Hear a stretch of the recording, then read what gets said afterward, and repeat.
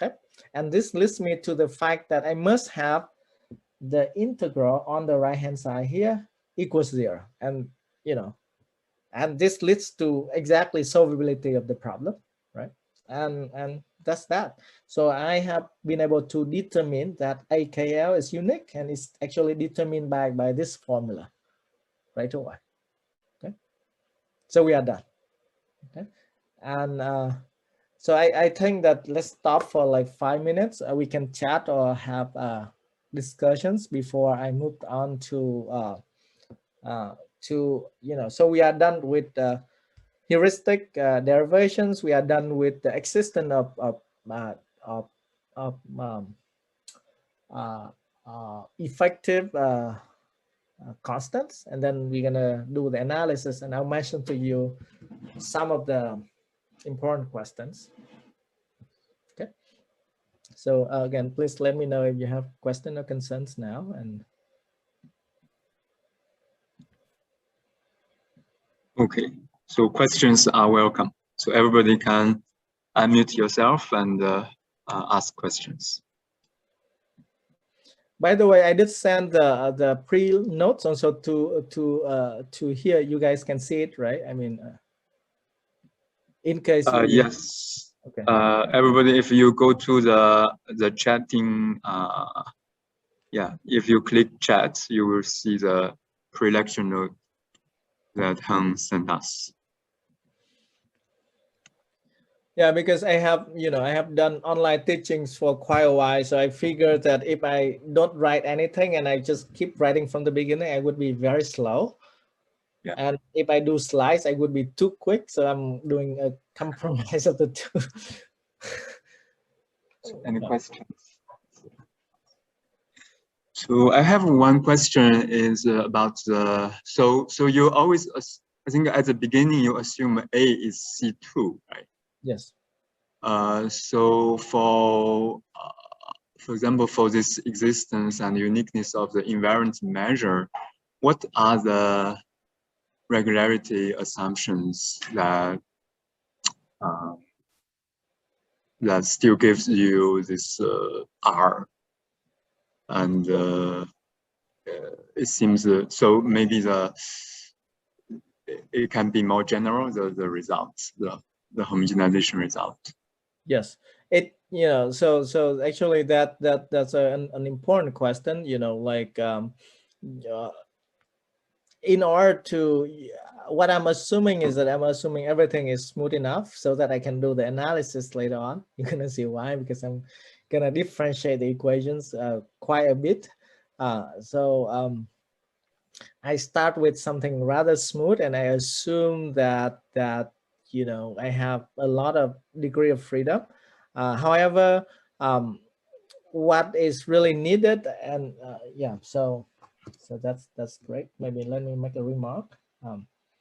So remark is that here, let's say that also in the paper by Sao-Chin Wu and Yifeng Yu, is that we assume everything is smooth enough. A is C2 and F and G are CK for K nice enough. Yeah, just to make the analysis easier. So make things easier. To make it actually the most efficient, I believe, is that so later on I was also not trying to optimize it, but with Spragular, we can relax it to A is in 0 alpha in Tn, and if you and I think this is enough. If you try to lower down a bit more of the regularity, then I don't know.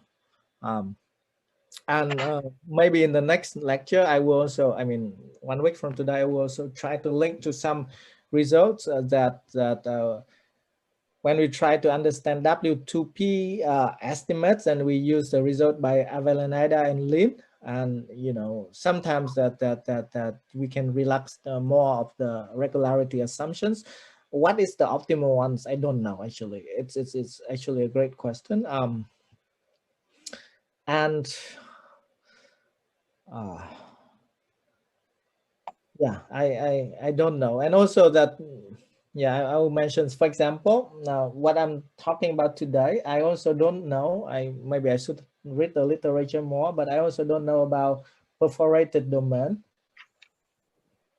Rated domains, whatever we are doing here, does it work or not if you keep deleting holes, you know? Then yeah, I don't know. Of course there are, you know, you wrote papers on that, and so there are a lot of results in divergent form. For non-divergent form, I don't know.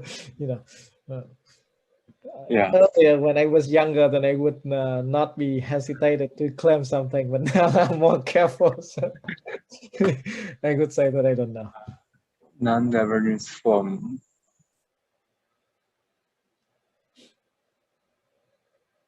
Yeah, I think yeah, all the results I know are either it's divergence form, and you just generalize the result of Charanescu-Murat. But there actually, for this perforated case, the first paper is actually due to Papanicolaou and Varadan. There they use actually they use a probabilistic method. So for non-divergence form, actually probabilistic method is really the corresponding to this non-divergence form. So maybe it can be done, but yeah, no idea. Yeah, I don't know. And actually recently I also, you know, I saw some recent papers on perforated domains on the archive, maybe due to David Geravares or some others, you know, like when they consider, you know, random holes or something. Random A. Random domains, perforated domains, I think. And the diffusion matrix are also epsilon oscillating, epsilon scale oscillating. I'm not sure. I forgot. So I need to check. Definitely, I have seen. I think maybe in the audience, maybe one of maybe people are doing that. But for non-divergence form, I'm not sure. For divergence form, I think I've seen people doing that. Yeah. But I mean, clearly from the probabilistic viewpoint, that's a natural thing because, by the way, I also should say that, you know, normally if we do stochastic homogenizations, is corresponding to, in the discrete setting, to random walks in random media. What I'm doing is the simplest things, right? So we have a grid and we're doing random walks in the grid. So it's just no random medias. And all the results here actually done also for the discrete case. Sao Chin Guo wrote it down, but you know, we put it in some drawers, and it's clear that, you know, if you have holes that you can see that your random walk cannot enter there, or if it enters there, you put Dirichlet or Neumann boundary conditions, so it's rather natural, right? You know, you just have a grids and there are certain areas that you cannot come in, or so what you said is absolutely great, is that you know, we can consider probabilistic viewpoints doing that. It's just that I'm not aware of any optimal results on the rates and understanding deeper. Yeah.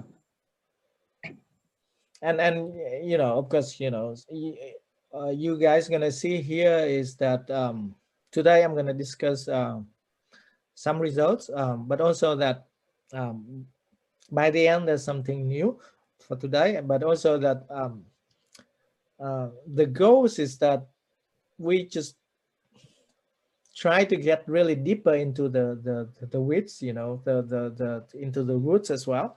The equation is so simple, and yet if we ask something more, there's so many things that I don't understand. I try and I don't. So you know, it's not something just yeah. So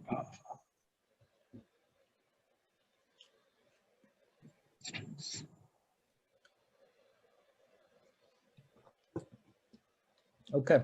Yeah, so if there's no questions, and again, thanks for the discussion, Wenja. Let me try to give you the proof now.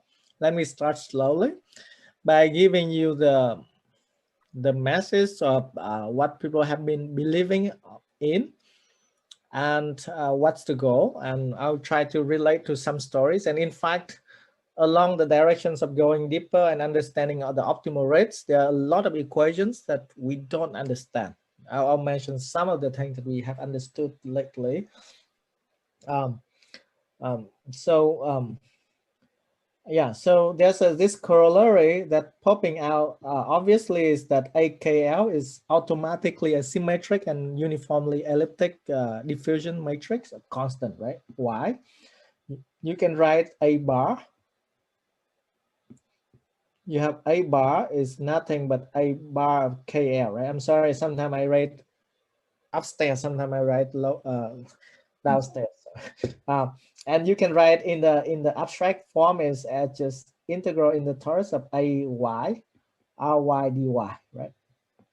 Right. So this is integral of the whole matrix, and clearly A is uniformly elliptic. R is the invariant measure. So you know, A bar inherits from A is that you have A bar symmetric and uniformly elliptic. So that's done. Okay. So now let's do the theorem 2. This is the proof of homogenizations that I claim U epsilon converges to U uniformly, and you solve this effective equations. Okay. So this is the belief of people in homogenizations, and as you can see in many papers or books, people would say that for a symmetric matrix M, we can write VYM is just MKL VKL, right? So this is repeated sum. M is the MKL is the KL values of the matrix M. And heuristically, people would say that U epsilon behaves like this. Okay, I want to explain to you why did people say that, and then we do the proof. And this is the prototypical examples of homogenization as well, is that you have U is something, only see the macro scale, right? You solve this nice constant coefficient equations. It shouldn't oscillate too much, right? It, you know, it shouldn't, right? And U epsilon, because it's C small scale, so it oscillates around U. So it's oscillatory, oscillates around U. And this oscillation is typically of what scales that we are guessing? It's of scale epsilon, right? Because you see the tiny scales of epsilon. And people typically write out this behavior, and in numerics, you do see this oscillatory behavior around it. Okay, so let's pick a point x0. I fix x0 here. Okay, let's pick x0 fixed in U. Okay, and let M, the matrix, be the Hessians of U not X. So this is nothing U not Xi Xj. Wait, so I'm changing U not to U now. So yeah, I should say it so that I don't have to deal with the subscripts. So U no, not U Xi Xj in X, right? This matrix. Okay. And then, you know, people would try to look around this point, right, and do the sort of like the zooming in around this point and try to do the asymptotic expansions. Okay, so what's the asymptotic expansion? So for x near x0, the asymptotic expansion that people would hope for, turns out it's exactly this thing. So they would write U epsilon is approximately u of x plus epsilon square vy of m. So vx over epsilon of m. Or if you write explicitly, this is ux plus epsilon square. So it's gonna be vkl x over epsilon and mkl. Okay, so let me convince you why. Why did people write this like that, right? Well, you know, we just do computations and see, right? So right, so the question is why? Why did they write this one like that in the literature? So let's check it out. So let's just compute, right? I mean, this is nothing but computations. Compute d squared u epsilon. This is equals approximately d squared u in x, right? And I'm around the point x naught, so m is fixed. Okay, so if you do just compute it, it's gonna be just d squared in vkl of x over epsilon mkl, right? Because I differentiate twice, 1 over epsilon square cancel out with epsilon square, so that's that. And then if you plug it in, right, so you plug in a minus aij of x over epsilon d square of u epsilon x, this equals to, and this is nothing but m, right, the matrix m. So this is equals to what? So let's write like minus aij x over epsilon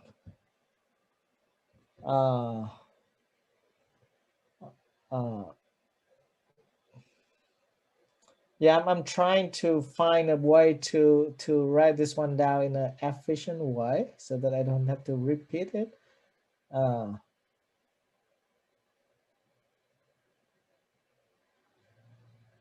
Yeah, maybe it's fine. So I'm just gonna write as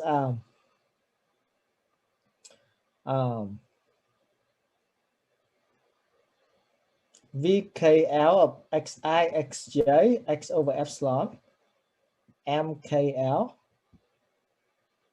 plus mij, right? So that's exactly that, right? Okay. And now you recall the corrector problem. What does the corrector problem do? The corrector problems does exactly that. This one, right? If you look back at the corrector problem, I have, where is it?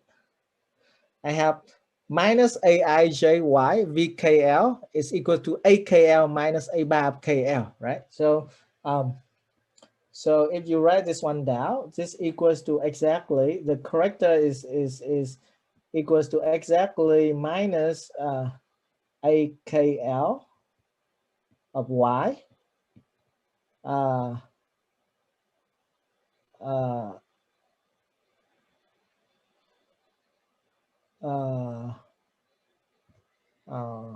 minus a plus. I'm sorry, I'm a little bit confused. It should be plus, right? Plus, right? Okay. Now I'm good. AKL of x over epsilon mkl. Okay. Minus a bar of kl mkl, and then minus aij mij. Yeah, I'm sorry, I'm bad with minus and plus sign, so I'm confused a lot of times. Okay, now you see this one cancel out with this one, right?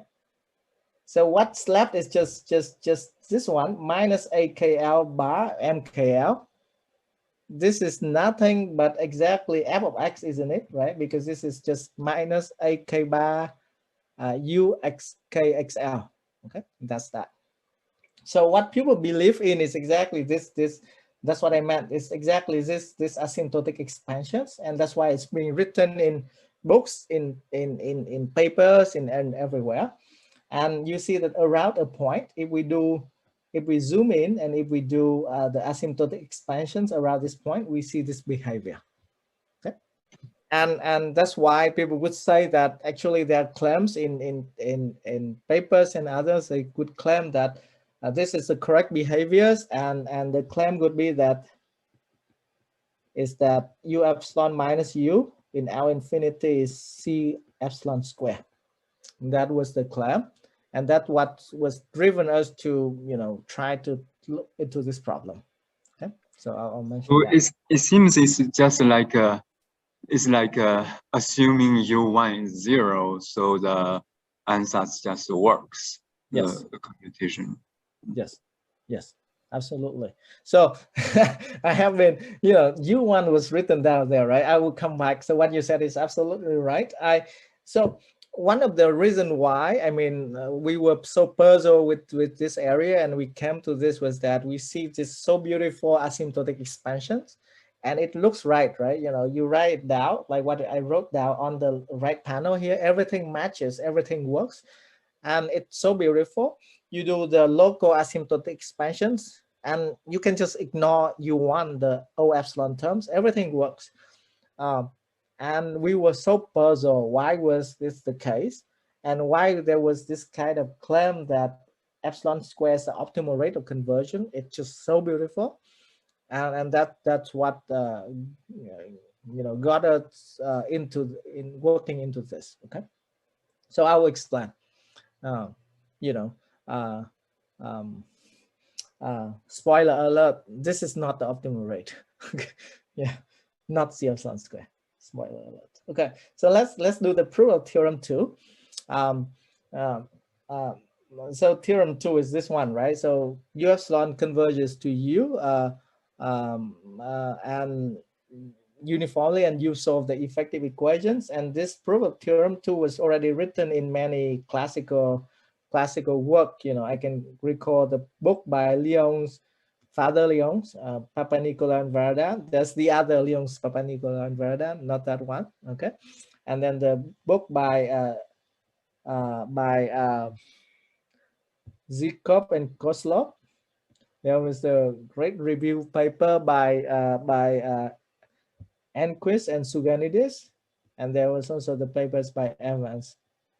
I'm not writing shortcuts Evans because it would be a bit in confusion with Professor Guinan E. Anyway, so the proof is that this is not surprising, right? We would try to use exactly the guess form, right? Exactly what I wrote down there. So I define phi epsilon just to be exactly this quantity, right? This is nothing but ux plus epsilon square v of x d square of ux, if you want to write it in a shortcut way.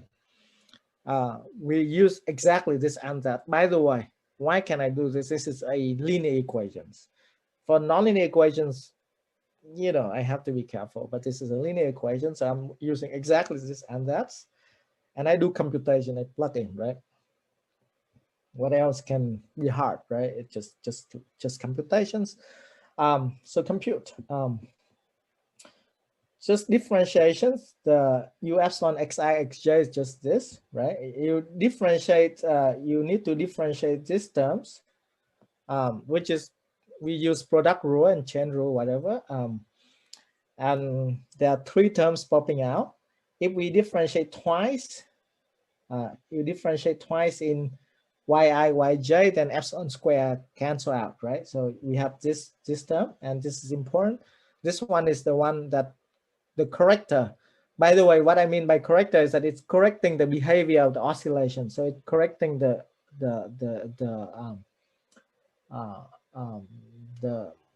Hessian right here, right? So that's why they call it corrector problems. And then I have 2 more terms, and this is where it's problematic because I have to use product rule and chain rule, right? If I differentiate in U only, then epsilon square is preserved. So I have this thing, right? Epsilon square. Now there's one problematic term is that if I hit the derivative once in VKL, and I hit the derivatives once in U, okay, then I lose one of the epsilon power. So I only have epsilon here. Okay, whatever that is. And you see that I'm doing kind of the same analysis like on the right. On the right, I freeze the matrix M. On the left, I'm also have to change the matrix M, right, correspondingly. And that's actually where it's problematic. Okay. The first one is just the first one. Okay. The second one is the one that I'm using the corrector problem, right? I am using the fact that it's this corrector problem. VKL solving the corrector problem. So that operator is equals to AKL minus A bar KL. Okay. And then the third term is O epsilon square. I'm just writing down O epsilon square. And again, what's the problematic terms? Here's the O epsilon terms, right? I'm putting it in red. I'm sorry if you cannot see it, but it's a problematic term. It's O epsilon. Okay. And you see that here I have this one cancel out with this one, right? So what survives is only minus A bar KL UXKXL plus O epsilon. So I'm combining these two into just O epsilon. So I have it's equal to Fx plus O epsilon. Okay. So you know what we have is that we let phi epsilon of x equals to Ux plus epsilon square V of x d square Ux. Then by computations we have L of phi epsilon equals to minus AK bar L UXK XL X plus O of epsilon. And this one is nothing but just F, right? So it's equal to F plus O of epsilon. Okay. Now, as I said, for non-divergent form equations, it's typically the case that we are using, in PDE, we are using maximum principle, or in probabilistic method, we are using, you know, like also maximum principle and also the expectations. You know, so we understand the parts and study the expectations. So clearly that I have phi epsilon minus u on the boundary, right, is less than or equal to C epsilon square, right? Because on the boundary they differ by only this term, so it's at most epsilon square, and inside L phi epsilon minus Lu inside differs by C epsilon, right? And then you can just use the maximum principle to deduce that that U epsilon minus V epsilon is less than or equal to constant times epsilon. Okay, so then it leads to this convergence. Not only that we have proved convergence, it's a linear problem in periodic setting. How hard can it be, right? But also we have identified a rate of conversion, which is constant times epsilon. Okay. So that's what was known in the literature before the work, and we were so intrigued with or so curious with the fact that, you know, why was that in the asymptotic expansion on the right, when you do local expansions, you see epsilon square. And why was this the case that people in the literature always wrote down this expansion, right? But then when in the proof, why could we only do epsilon, right? What was the hidden mechanism, and why did we miss something? And that was the goal. So this belongs to a project of going beyond just Walpole-Smith theory. We want to understand, you know, so we want to study understand finer properties of solutions. And in particular in homogenizations, we want to understand optimal rates of convergence.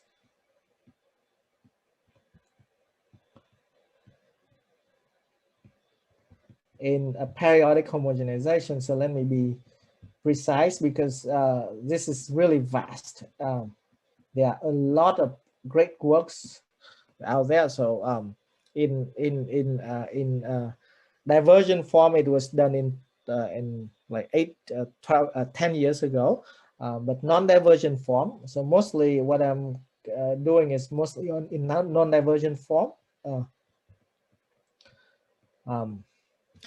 then I can claim that in non-divergence form, there are many open questions. Okay. What I know, so I only say a few words of what I know, is that I have been working on two directions, so I know this very well.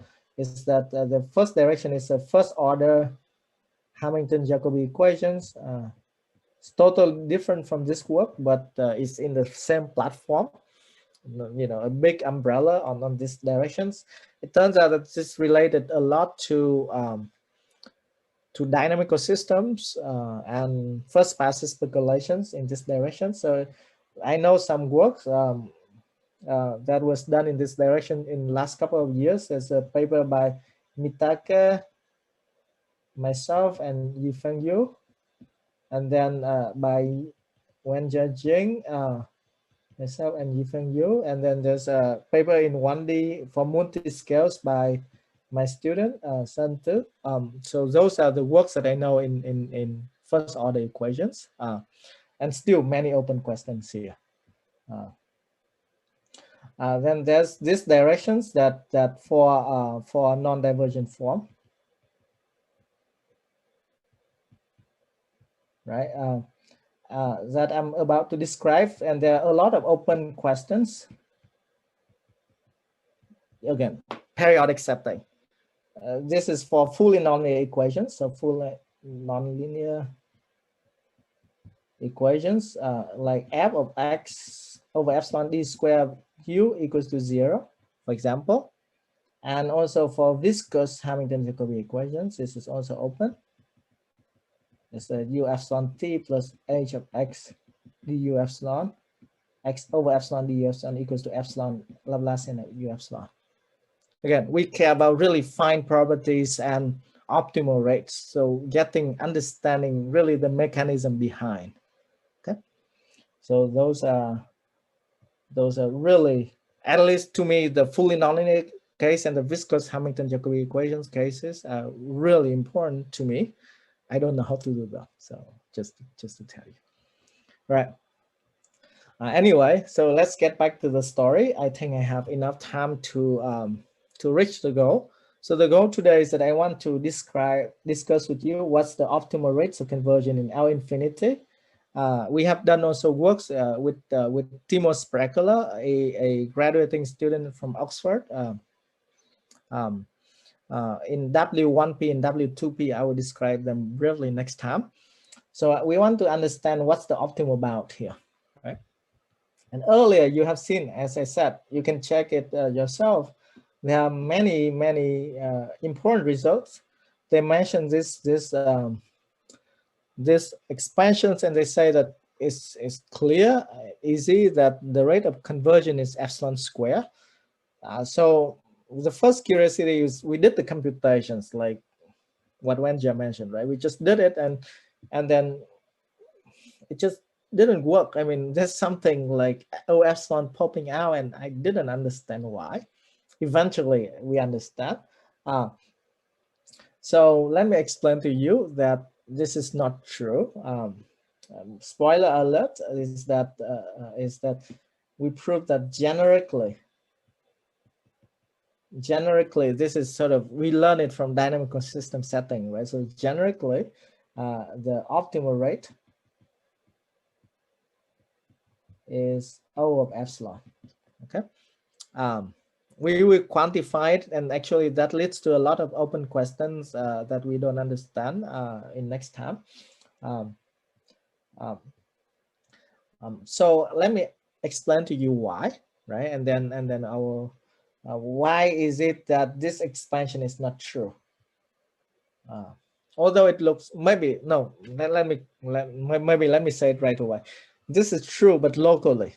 Okay, so locally, if you zoom in any kind of local positions, you try to do the expansions, then you have locally, you have the behavior that I put in the box in the right, locally, right? However, when you try to do a global estimates, that means that you have to patch everything together, right?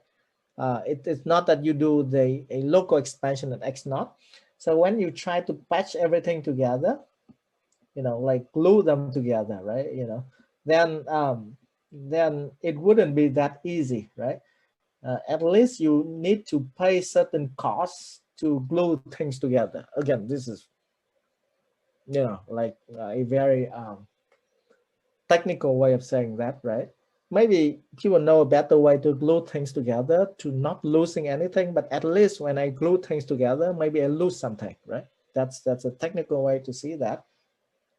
And in fact, that's the first point.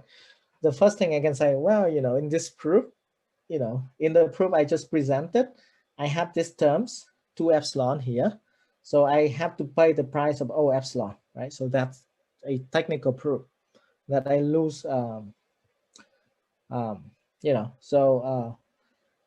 so in this proof, I have this O epsilon term.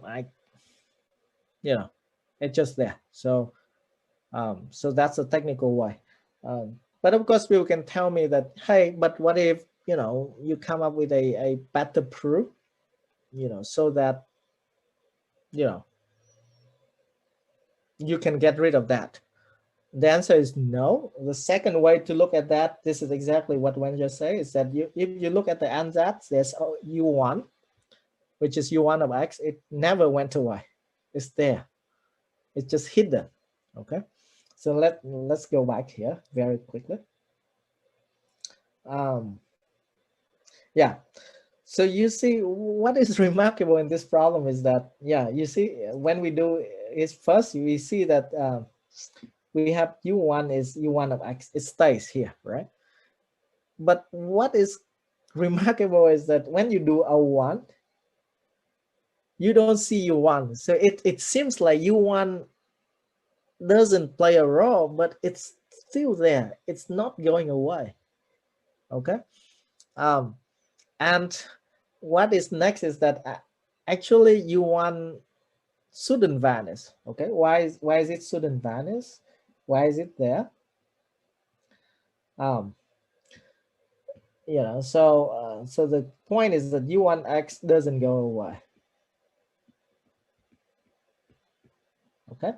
When you look at the next order terms, O epsilon, okay, then you have this kind of equation, Ly of U3. It's just this recursive relation you can write for any k, okay, equals to minus Lxy of U2 minus Lxx of U1 of X, okay? U1 is only U1 of X, right? Okay. All right. And then, as usual, we do integration with the invariant measures and try to figure things out, right? So you multiply with the invariant measures R and you integrate. What is great when you multiply with the invariant measures is that this one goes away, right? So we always have that integral in the torus Ly and U3 R equals to 0. So that goes away. So what leaves us is that the integral on the right hand side is 0, right? So it means that I have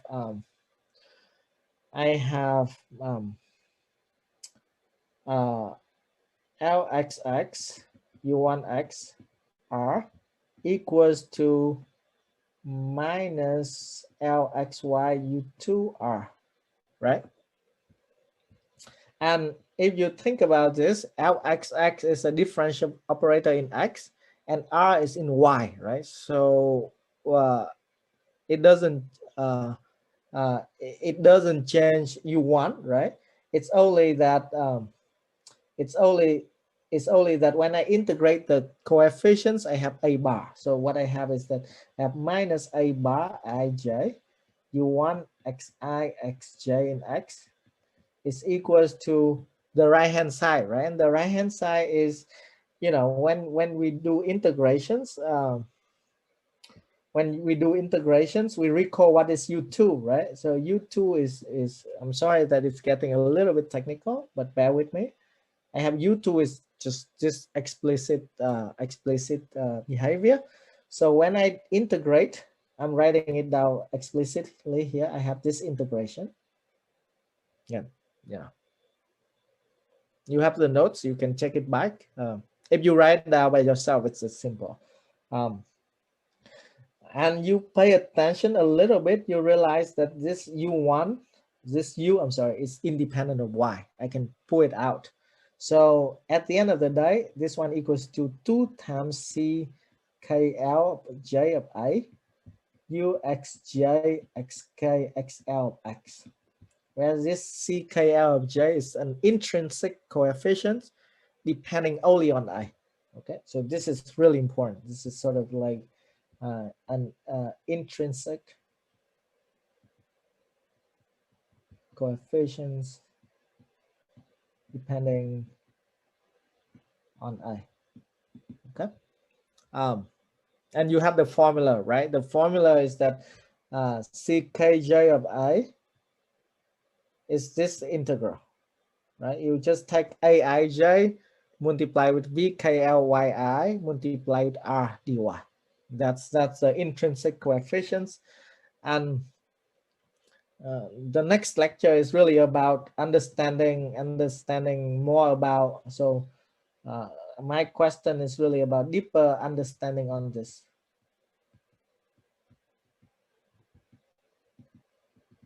And in fact, you know, Sao Chin Guo and I have this cute tiny conjecture that we haven't been able to solve for more than 1 year. Since some of our friends also tried, it's not easy. Okay. Yeah, so this is one of the goals. I mean, it's just a simple, I mean, looking coefficient, right? Why is it I say it intrinsic? Depending on I, because you know I gives rises to R, right? So R is invariant measures only depending on I, and VKL also only depending on I, right? So the whole thing, each of these terms in the integral only depend on I. So that's why we say that it's intrinsic. It's only depending on I. But of course, it's the product of the three crazy things, right? And then the integral. That's why you know we back for deeper understanding of this. Anyhow, right? So if we let H is this thing, right? I just repeat the summations overall. Then we see that U1 never went away, like what you see. U1 turns out to be the solution to this PDE, right? So as we said, U1 didn't go away, and U1 actually equals to minus 2z, where z solves the equations, a simple equation, minus aij, z xi xj equals to minus of h in u, and z equals to 0 on the boundary. Okay. So it didn't go away. However, it's very convoluted, right? U1 is 2z, z solves an elliptic equations in which a bar is not known, h is not known. So that's why it's really hard. So the theorem we proved, this is just the beginning of the story. As I promised, this is new, but I wouldn't say that this is too hard. What's hard is the next step. So we proved that, in fact, the rate of conversion is epsilon squared, but you need to take U1 into account. Like what Wanja mentioned, it didn't go away. U1 is there, hidden somewhere. So what's written here also can be written as same as U epsilon minus Ux minus epsilon U1 of X. Our infinity is less than C epsilon square. Okay. Yeah, you may say that this is easy, sort of, again, if we read up the information correctly, then it is, but we need to be careful. What is important is that U1 is quite clean, right? It doesn't depend on X over epsilon. It's only depend on X, but really convoluted way. And what is next is that, and then we have a sort of a two cases scenario, which is obvious, is that if H is 0, H is in the elliptic equation here, the right hand side, right? If it's 0, then Z is 0. Then we have optimal rate of conversion is O epsilon square. And if H is not 0, then optimal rate is only O epsilon. Okay, so that's that.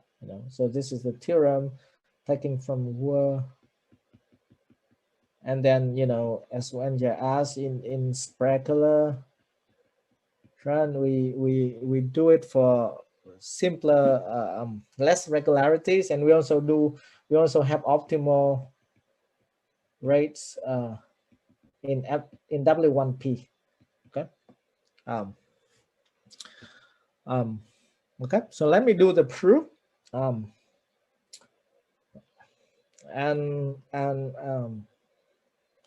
So let me try to do it quickly in 10 minutes, and then I'll mention what's to go next and what's the deal that we haven't understood.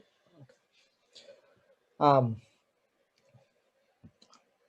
the proof is that we trace back to the early equation, right? The earlier ones that we were trying to let phi epsilon equals to ux. You can write in a shortcut ways at epsilon square v x over epsilon d square of ux.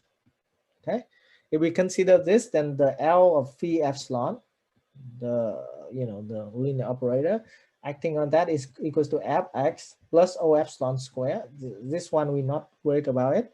And there's the terms that we need to handle. That's what I wrote, right? Aij of x over epsilon, vkly of x over epsilon, uxj xk xl of x. So it looks rather complicated. Okay. Nevertheless, you see that you see that it sees two scales as well, right? This scales and this scales, different scales. Okay.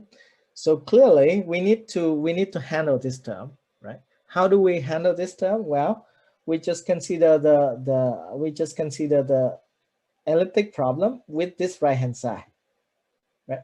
This is the great thing about linear equations, right? When there's something there, then we just put it in the right hand side and we study it. Okay? Now, actually, for a very general problem, I don't know how to do it. If you put very complicated multi-scale on the right, I don't know how to do it. But nevertheless, on this kind of very specific problem, I know how to deal with it, because as I said earlier, right, I can break this one to break into various terms, right? I see that u, xj, xk, xl of x, this one doesn't see the highly oscillatory scale, so it can be separated out. Then I would need to handle these terms, aij of y, vkly of y, right? So this one should be handled alone first. So handle alone, and then patch it together. Okay, at least that's sort of the way. But if you put sort of like x comma x epsilon, then I actually might not be able to handle it if it's not splitted. This one is splitted, right? Okay. So it's splitted, so I handle it exactly like that. So I'm sorry if you're tired or bored. We are nearly done anyway. So exactly this one, right? We take it and we try to handle it a lot. And we consider yet another corrector problem. Now, again, higher order corrector, whatever. Again, this is not new, right? This is just a normal corrector problem. I need to subtract a correction term normally, right? And the correction terms turns out to be exactly solving, for this problem to be solvable, if I integrate this with respect to the invariant measures, I would have that integral in the torus of aid y bkly y minus ckl of d ry dy must equal to 0, right? That's the compatibility condition. So that leads us to the formula for ckl of d, nothing more. Okay. And then once we have this corrector problem, we glue things together again, right? You see, here I split it into two terms, and now I'm patching things back. I take this one, I multiply with this one, right?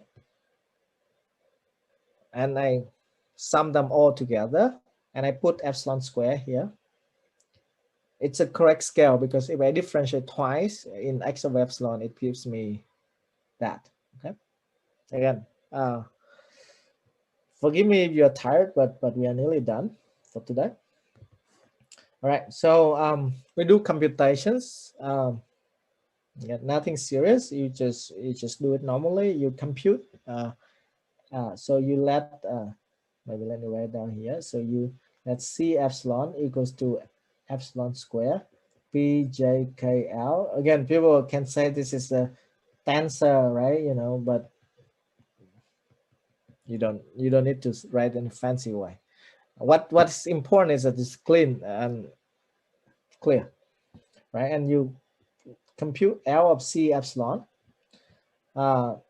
This computation is simple. If you hit the derivative twice here, then you lose epsilon square, right? So you only have minus aij x over epsilon pjkl x yi yj of y u xj xk xl x. Okay, I only care about that. If you hit the derivative somewhere here, I might lose some epsilon, but whatever, I still have over epsilon. Okay, so I only do that splitting all the terms. And you look back, right? This one is nothing but exactly this one, right? Plus the correction term, right? Again, I'm not doing anything. I'm just multiply this one with uxi right? And plus O epsilon. And if you realize it, this is exactly nothing but this term is exactly the right hand side of C here, right? Of W epsilon, I'm sorry. So that's exactly the right hand side. And then, as you see, I have to take care of these terms, which is nothing but h of x. We define h of x is ckj of kl of j of a u xj xk xl of x. So that's exactly h of x. Okay. All right. So now okay, let me recap. First, I compute for phi epsilon. I see that I have this 2 epsilon terms occur, right? Then I have to correct it. When I correct it, I can see that this W epsilon problem, I add exactly this term to correct it, okay? So, and I see that W epsilon behaves like C. So I take these C terms, I plug in the equations, I have exactly this one to correct it, right? But once I correct it, then I have another thing popping out. This one popping out, h of x popping out, right? So we correct, and once we correct, we have something popping out. We correct it, and another thing popping out. But this h of x is simpler, right? It only see one scales. Okay, so I have to correct it once again, but this one is simpler. Okay, then I consider z epsilon to be this one, right? This equation is exactly this minus h of x is to correct the last one. Okay. Anyway, we are done. So let's group everything together. And forgive me if it's too much.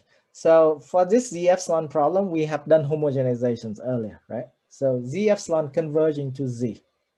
So z epsilon converges to z, and z solves the effective equations minus aij bar of z xi xj equals to minus h of x in u, and z equals to 0 on the boundary. So z was done earlier. And furthermore, earlier we proved z epsilon minus z L infinity is less than constant times epsilon. So that's done, right? So S of W epsilon, first we try to correct it by C epsilon, right? So maybe let me go it. So W epsilon, you see it's up here. Yeah, I have been highlighting it too much that I'm now losing the power to highlight it again. So W epsilon is this one, right? And C kind of approximate W epsilon well. So C having this one occur, but with the H, right? So H is corrected by Z epsilon. So what I mean here is that C epsilon minus Z epsilon having the same right hand side, like so this one and this one having the same right hand side modulo epsilon. So this is less than C epsilon. Okay. All right. So now we're gonna combine these two things together using triangle inequality, right? Then you would have that W epsilon plus Z epsilon.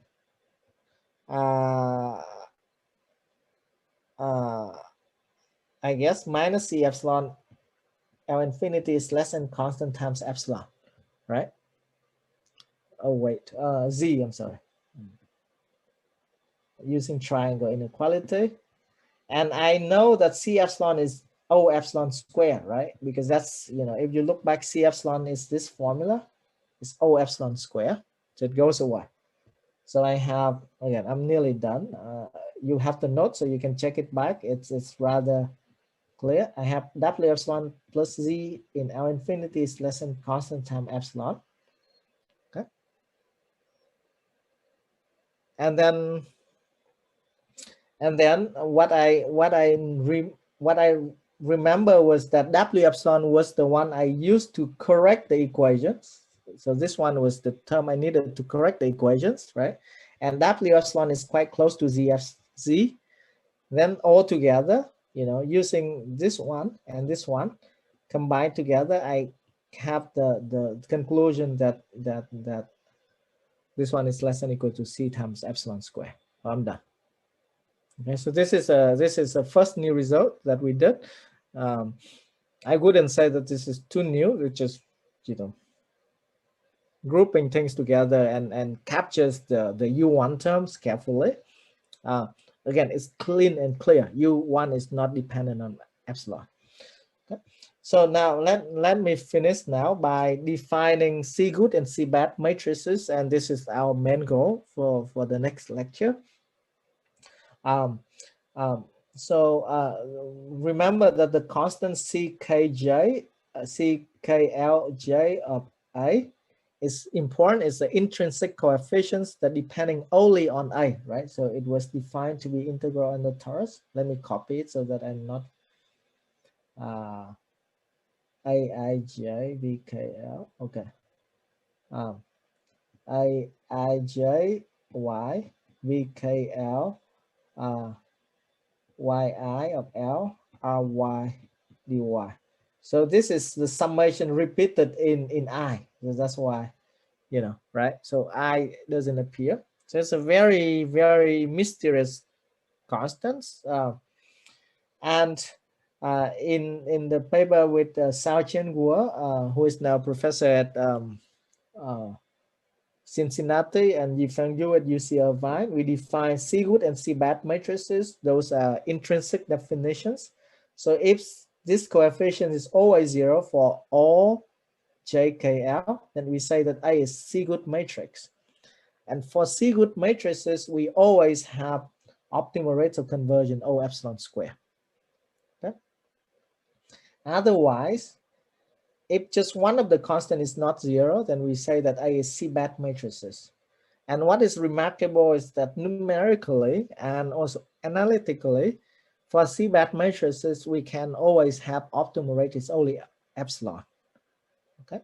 Then the goals now is sort of to study these intrinsic notions.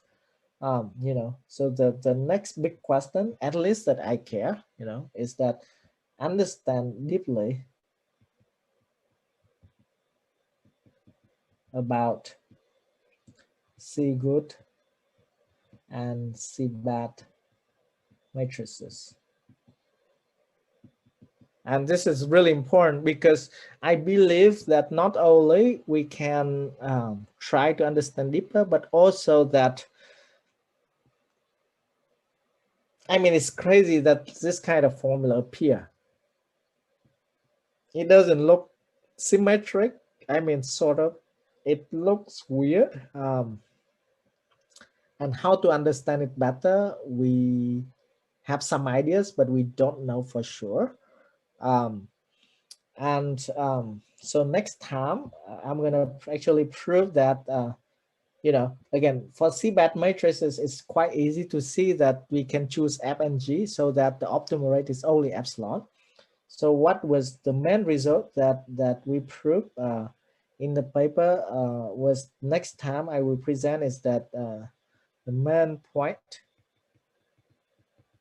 we're gonna prove is that there were some numerical results that always see O epsilon square. So we're gonna point out certain important examples in which that you have C-good matrices. Okay, so the main point is that there are some important classes of diffusion matrices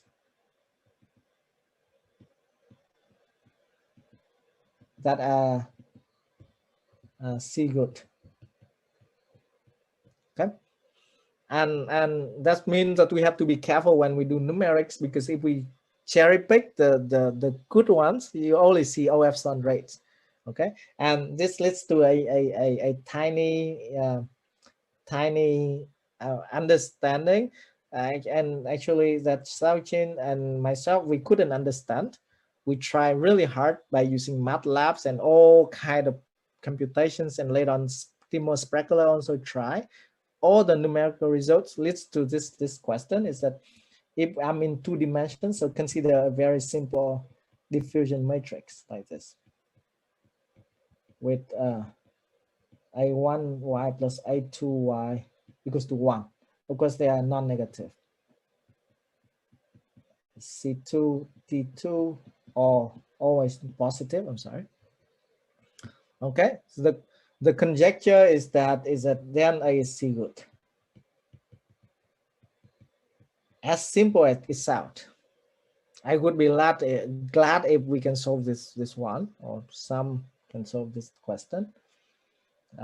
Why is this important? Because this is corresponding to exactly random walk, right? Because you know the sum is 1, so it's a probability measures. What it says here, you know, this can be done either in the discrete setting or continuous setting, doesn't matter. You can see the discrete in 2D in Z2. What it says is that you can go to left or right with chance of 1/2 A1, right? Or you can go up or down with chance of 1/2 A2 square. It's symmetric, right? It's a random walk. So this is an important class of diffusion matrices, and we believe that it's good. I will explain next time. But this is a simple, tiny problem we couldn't do, and we would be very happy if some or us can do it later on. Anyway, but then the second important results, the second point that was proved, you know, we learned this one from kind of dynamical system, right? When we try to talk about CBAT matrices, what we are talking about, the majorities of CBAT matrices are bad. Then what we prove is that the set of CBAT matrices is open and dense in C2Tn, mapping to the set of symmetric positive definite matrices for n greater or equal to 2. And yeah, so we prove that it's just dense, right? You know, open and dense. So chances are that, you know, for the majorities of diffusion matrices, you only have CBAT matrices. So this is actually the main goal, not just, you know, not just proving the result, but we want to actually understand it better. And I really believe that behind the scene here, there's something hidden. I mean, those good CBAT matrices might link to some others that I don't know. I mean, I'm a nonlinear PDE guy, so sometimes I don't understand a lot of properties of solutions. Anyway, so let me stop here. I would be happy to answer some questions, and then we resume next time. Thank you. Thanks a lot, Han. So please ask questions. It's I understand it's a little bit late for Han, so maybe. No, don't go ahead. I'm fine. You know, again, it's we are in a unprecedented, you know, in an unusual time. So I'm very happy to be able to talk to you all here. So I just have a comment on the when you say optimal rate. For example, the two cases, C good and C bad. For C good, I think I'm happy with when you say it's optimal rate. That means for all F and G, the rate, the convergence rate is O epsilon square, right? Meaning meaning you do have the upper bound is epsilon square, and you have lower bound is also epsilon square, right? And then when you say when it's C bad, it's optimal for some FG. That when you say that, I kind of think you changed the meaning of optimal rates. Yes. I think maybe you really mean there exists F and G so that the convergence rate is O epsilon, right? Yes. That's what I mean. Okay. Yes, I'm changing a little bit the notions because you know, my point was that earlier when I, maybe more than about 2 years ago, when I only just, looked at the problem, I say, oh, it's obvious that the rate is epsilon square. And many people I talked to, also some top experts in the field, they say, isn't it obvious? It's epsilon square, you just see it. And I was like, why would we care about this? But then when I sat down and I did the computation, I realized that I was, like not careful, right? So our intuition sometimes can trick us. And then what I'm being really careful here is that what you said is totally correct, because I recall what is H here. H is very convoluted.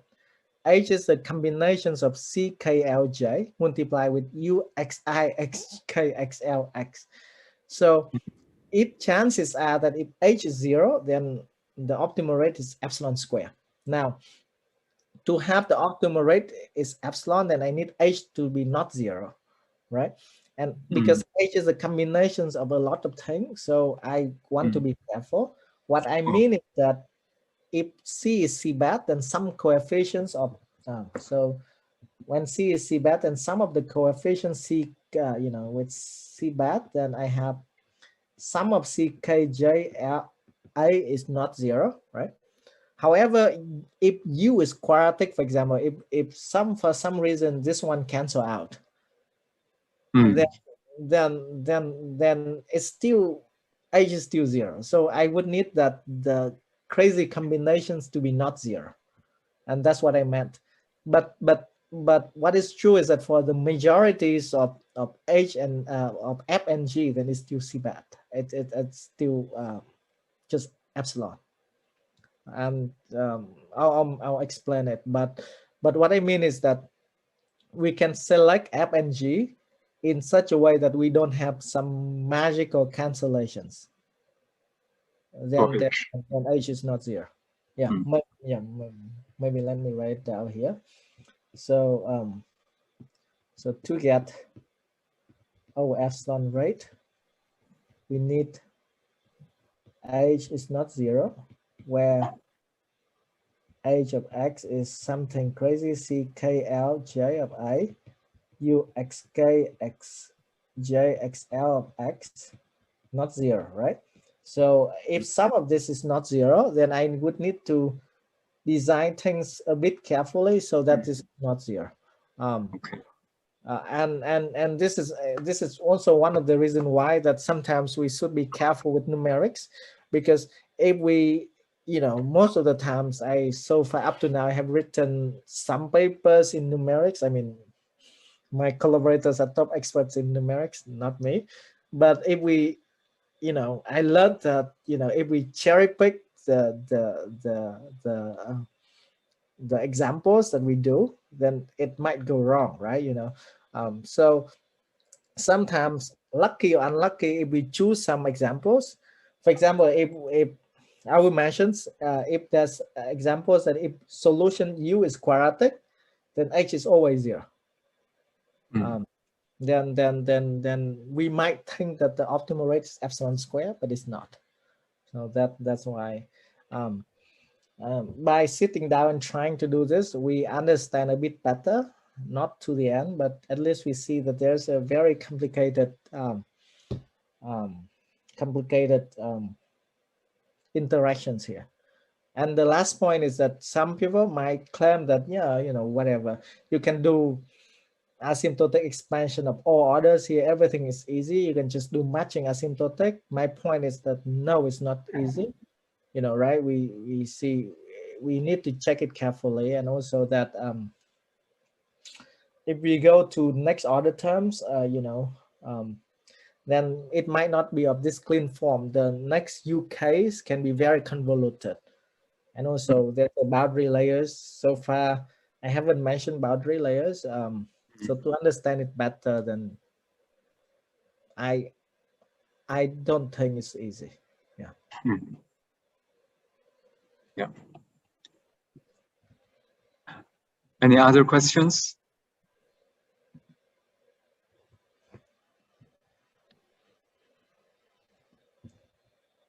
Okay. So if not, maybe let's stop here and let's continue next